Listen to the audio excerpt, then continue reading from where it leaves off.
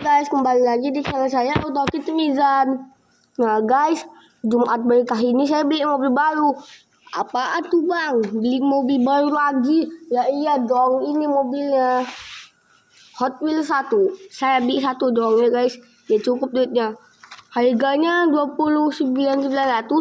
Mobilnya Ford F150 Lightning Custom. Udah aku buka.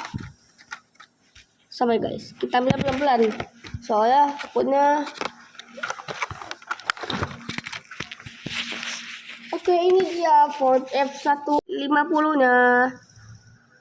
Tulisan Ford F150 Lightning Hot Wheels F150. Lampu belakangnya lampu bening guys.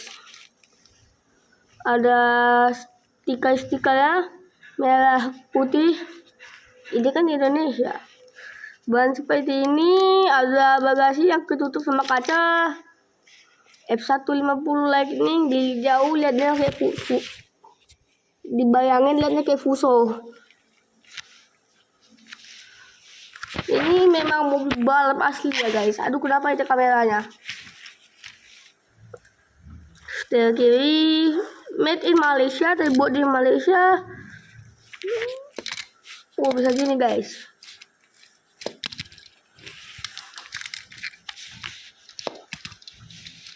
Nice, mantap, kayak mobil jemping betul guys.